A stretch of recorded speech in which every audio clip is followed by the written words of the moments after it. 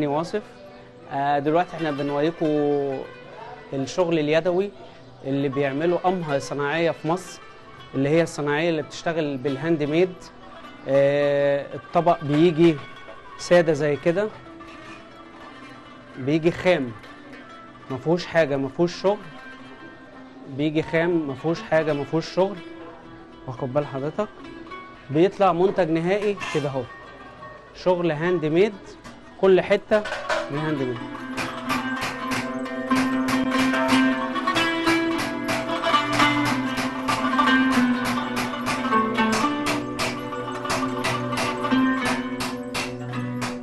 سيد جمعة، أنا بقالي 32 سنة هنا في المهنة. أنا جاي هنا كنت صبي صغير، وبعد كده كنت أيام بقى أملى القلل وأجيب أكل وأجيب مش عارف إيه، وبعد كده صاحب المكان هنا هوت بقى يعلمني حاجة اعمل ديت الأول، لا اعمل ديت، لا اعمل ديت، وفضلت لحد ما بقيت أعرف أعمل الشغل دوت. أنا أول حتة مسكتها اتعلمت فيها الوسطى الأول ضربني عشان أنا عملتها وحش، وبعد كده قال لي لا اقعد اعملها اوريك، انا اوريك، وبعد كده هتعمل زي ما انا بوريك.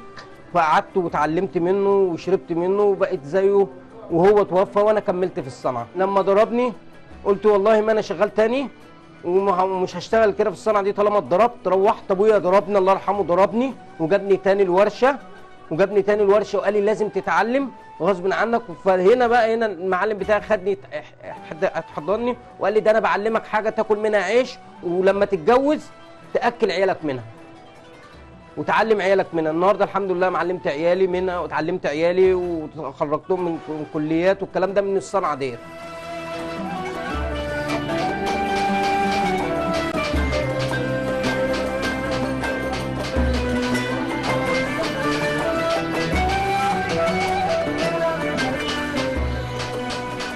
عشان حضرتك تشوف منتج نهائي بتمر بكذا مرحله، كذا ورشه بتشتغل في الطبق ده، كذا ورشه بتشتغل في العلبه دي او في الطبق دوت عشان يطلع كمنتج نهائي. الاول بناخد مرحله اسمها مرحله السبك، ان احنا بنجمع الفضه الخام كلها وبنسبكها. في حاجه اسمها كمان مرحله التجليخ، ان احنا بنجلخ الخامه دي وبنديها شكل معين، شكل كده كطبق ساده. ودي مرحله. في مرحله ان احنا مخرطه الطبق ده الساده بيخش على مخرطه بيديله شكل طبق، بيديله شكل بونبونيه ساده. وبعد كده الاخر مرحله اللي هو مرحله الدق والهاند ميد، اللي احنا بنزخرف الطبق ده وبنخليه كمنتج نهائي، بنديله شكل ورد، عناقيد عنب. الطبق ده بيعدي على اكتر من 10 ورش. 10 ورش، كل ورشه لو قلنا بيشتغل فيها 3 تنفار يبقى 30 نفر.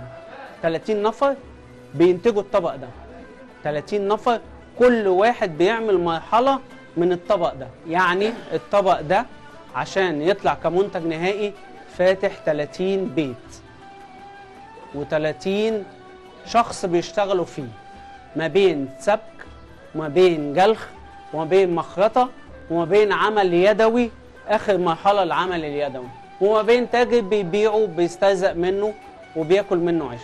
كلنا بناكل من طبق واحد، كلنا بناكل من منتج واحد. لو كلنا ايدينا في ايد بعض هتبقى مصر دي احسن دولة في العالم، هتبقى مصر دي فيها خير عمرنا ما شفناه.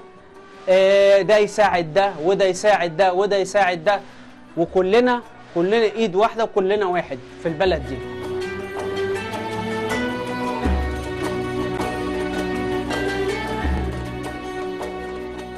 المهنة بتاعتي دي مهنة فنية جدا، وحضرتك دي يعني احنا بنجيب شباب هنا تتعلم والكلام ده، بتيجي من المدارس تتفرج علينا وتشوف احنا بنعمل ايه والكلام ده. دي بتبقى زي ما حضرتك شايف، بتبقى ساده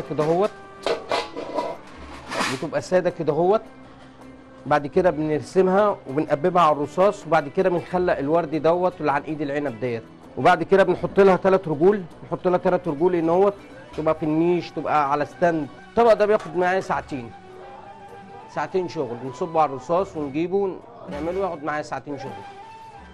وبعد كده اقوم المعه على الفرشه، المعه زي الشغل ده كده ما متلمع كده يطلع حلو كده، انشر الخارجي بالمنشار واخش المعه على الفرشه يبقى زي الشغل ده كده. فيها فن مش عافيه، هي مش عافيه، هي مش عافيه، فيها فن. انا لازم ادق بحرص عشان ما اقطعش النحاس ما يتقطعش مني، لازم يفضل زي ما هو الورد كده، الورده بوردتها كده، العرق بعرقه كده. لكن انا لو عافيه اجي والكلام ده هيتطبق العرق مش هيبقى واضح.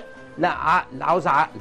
حته الشغل دي لازم عاوزه صبر، عاوزه صبر، عاوزه انا اقعد ما اقومش اتنطط، وما عاوزه اقعد اشتغل ادق واتعب واعرق واعمل ومش عارف ايه، ومن هنا لهنا للنار لديت عشان الحته تطلع في الاخر كده. وببقى مبسوط لما بوديها عند التاجر والتاجر يقول لي الله ينور عليك. دي غطا بونبونيره تحط فيها شوكولاته، تحط فيها مهر، تحط فيها بعد كده مجوهرات، تبقى عند العروسه في قلب النيش. بعد كتب هنا عليها اسم العروسه والعريس حرفين من هنا من فوق، ان هو على الحته الساده ديت تاريخ جواز مناسبه، يعني كتب عليها اي مناسبه الحته دي.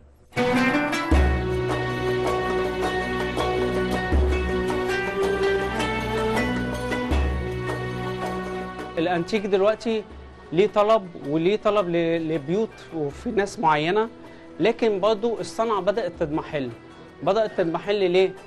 مفيش انتاج، مفيش شغل، فاحنا بنحافظ على التراث بتاعنا، بنشغل ورشنا وبنشغل الورش اللي عايزه تشتغل واللي عايزه تنتج.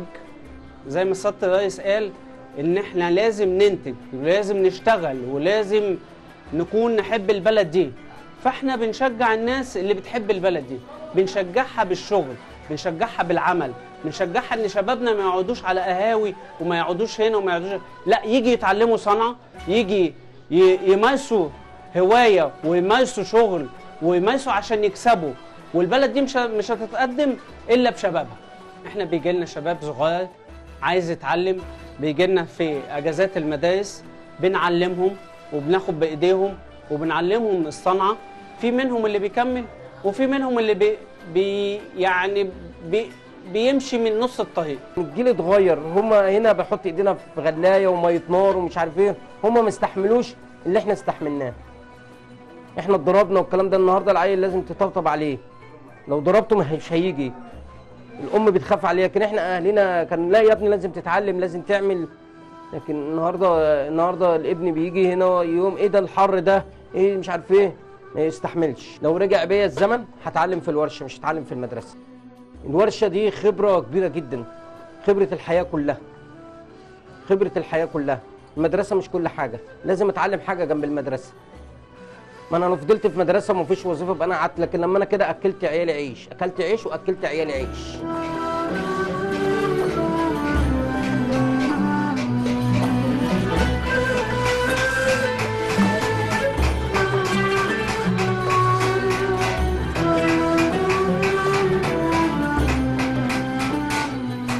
والله احلامي ان مصر دي يعني تبقى حاجه تانية، ان بلدنا احسن بلد في الدنيا، والله احسن بلد واحلى شباب. بس احنا عيبنا ان احنا عاوزين نقول ان احنا ايه، لا ده ما فيش شغل، لا ده مش عارف ايه. والله في شغل كتير، بس هم اللي مش عاوزين يشتغلوا.